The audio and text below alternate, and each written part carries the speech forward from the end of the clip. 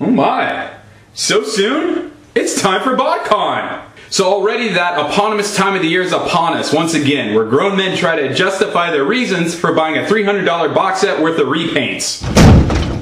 So in past instances where the unifying theme for previous Botcon box sets have been secular things like Maximals or Stunticons or even G2, the theme of the scheme for this year is versus. It's Coke versus Pepsi, Marvel versus Capcom, Alien versus Predator. Now it's time for Shattered Glass versus Generations. And this wonderful marriage can only be called Invasion. Honestly though, I'm not really enamored with this year's Botcon set. I mean, what's the point of pitting two different continuities of toys against each other when we've been doing that forever?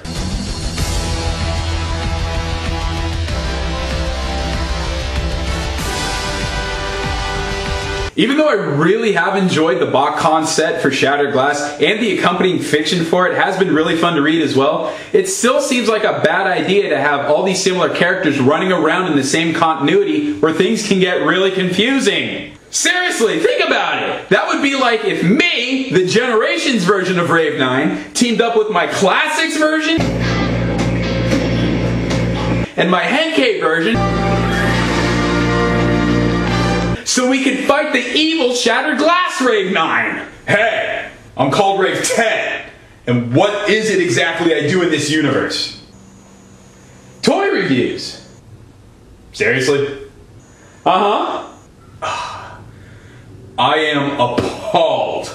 I thought you were called Rave 10. I am not okay with this!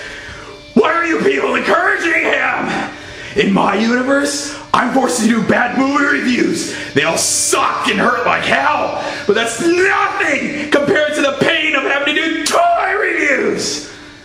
I must destroy everything this abomination that has my face has created.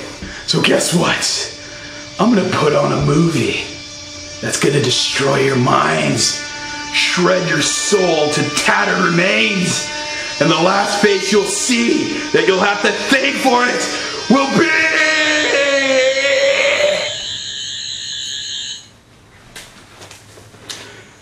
See how confusing that was? Alright, that's enough skylarking. Time to unveil the 2012 Pseudo Botcon box set. Remember, these aren't the real Botcon figures. These are just the figures they're based on. So my first offering up is the character that makes the most sense out of this entire set. Trax! Trax is just going to be Trax when the box set finally comes out. The only difference is being that his whole deco is going to be predominantly red and this tribal fire hood design that looks like a Rorschach ink blot's going to be gone. Does anyone else see two rabbits? I see two rabbits. And when Trax is all done up in his robot mode, he'll look like this. Except red. Despite those complaints that withstood the test of time saying this guy is too squat and fat, when he should be regal and thin, this really is the obvious and only choice for the character. For the next character in the box set, basing him on this toy also makes sense just because it's traditional and it always follows the same pattern. But Optimus Prime will be Shattered Glass Ultra Magnus. SG Ulti Maggie is going to be in Diaclone colors of red and blue, and I think the flame design is going to be gone on that too. So it goes without saying this is a great mold to use for Ultra Magnus, just not Shattered Glass Ultra Magnus. Back in 2008 when we got the original Shattered Glass Botcon box set, we already had an Optimus Prime toy using the Universe mold. I would have loved to see that mold one more time to make Shattered Glass Ultra Magnus. I mean, there's nothing wrong with this mold, it's just too plain and vanilla and obvious who it's going to eventually end up being. So when you're tinkering around with the toy and you get it all transformed up, that's what Shattered Glass Ultra Magnus will kinda look like. Except in this case, Shattered Glass Ultra Magnus, in my opinion, is gonna take home the Awesomeness Award for the best head out of the box set. So given who this character is, this mold fits him like a glove. And the colors serve a purpose as an homage to Diaclone. They're both good, just not great. As a friend of mine pointed out, if you're going to take an Optimus Prime figure, paint it white and call it Ultra Magnus, then when it comes to Shattered Glass, that same character better be painted black. Still, silver lining, that head. And thirdly, not only is this character one of the few I find the least infuriating, but also one I feel a strange attachment to. Black Shadow as Metalhawk. For those of you not caught up yet, Metalhawk was a pretender from the Japanese Master Force series. A robot who could wear an organic outer shell to hide himself, and as I'm told, he sounds a lot like me. Are you alright? Yeah. Now I totally get the reasoning behind using the Thunderwing / Black Shadow mold for Botcon Metalhawk.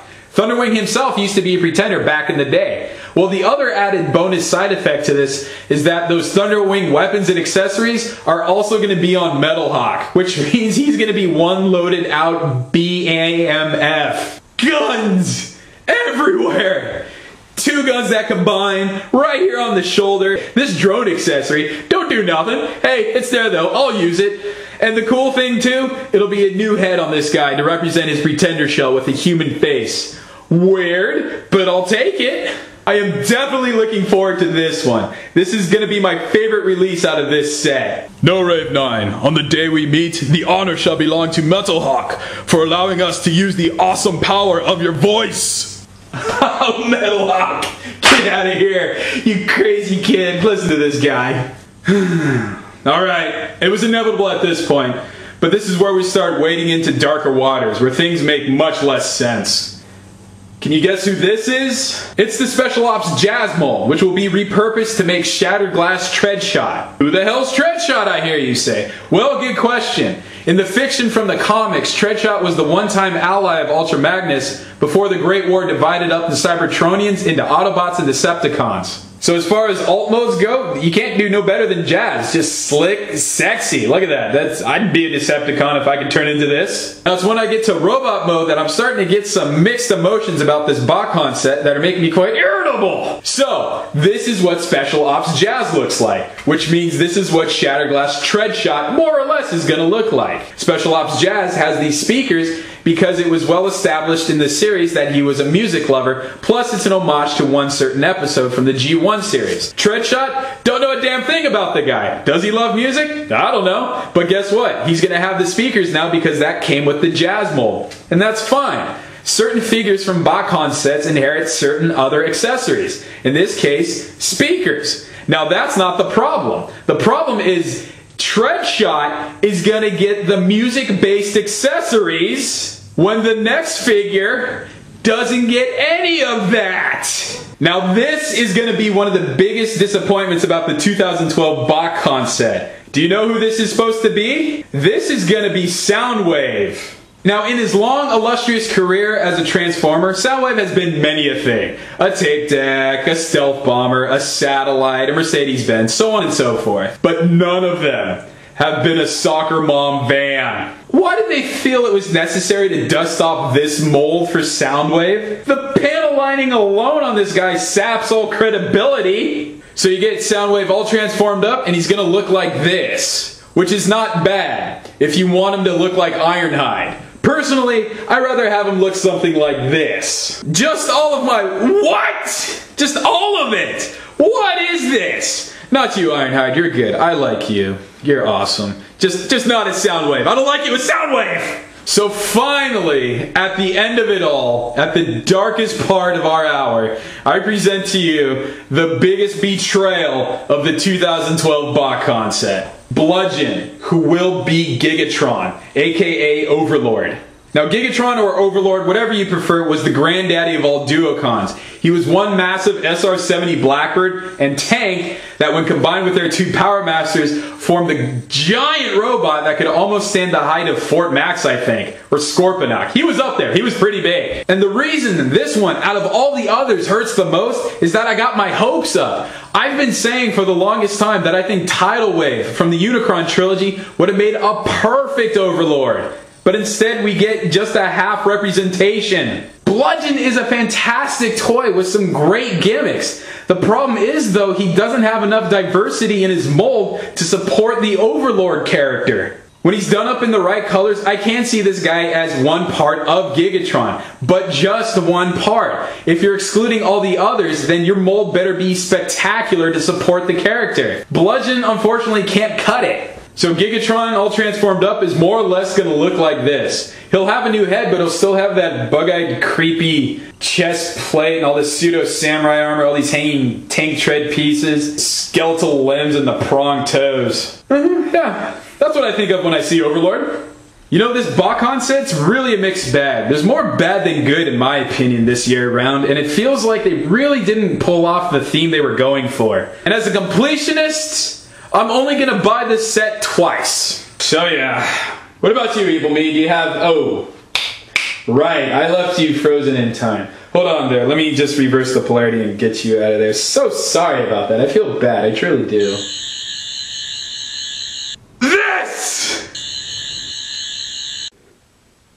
Did you just change my face? Maybe?